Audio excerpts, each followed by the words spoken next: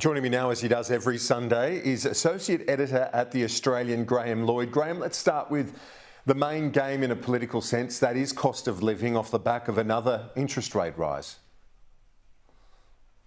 Yes, good morning, Kieran. Look, if there was ever any doubt that cost of living and interest rates was the main game in federal politics, then that was dispelled this week when the Reserve Bank lifted rates yet again. The significance of what's happening there in the markets is that the statement from the Reserve on Friday said effectively that international pressures on rates, such as the war in Ukraine, had peaked, but the outlook was still uncertain about what would happen domestically. This throws the focus squarely back onto the government's response. Jim Chalmers has said the government will be cautious and responsible in the federal budget, but the sort of view really is, the danger that higher prices is going to lead to higher wage demands and set off a bit of an inflationary spiral that we've seen in the 70s and is very hard to contain. This is really the subject that's going to dominate things as we go forward. Now, on The Voice, the Prime Minister is adamant they're on the right path, that there's going to be a parliamentary committee that will go through all the detail over a number of months. Yeah, well, with the resignation to the crossbenchers of Lydia Thorpe earlier in the week, really changed the dynamic to an extent in Parliament.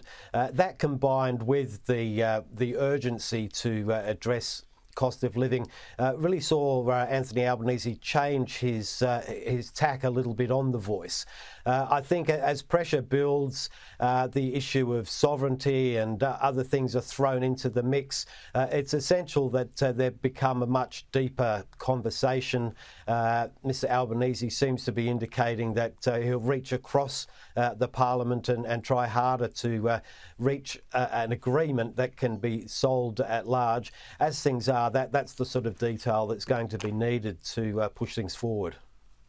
Graham, the China balloon, that surveillance balloon and other matters, keeping that security question still in the frame. Indeed it is, and I think the United States shot down another high-altitude object over US airspace over the weekend, and really this Chinese sort of surveillance and interference is now front of mind for the Biden administration.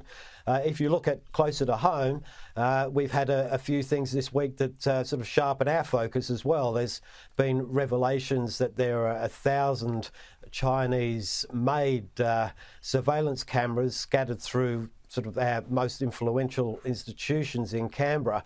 Now they're going to be removed.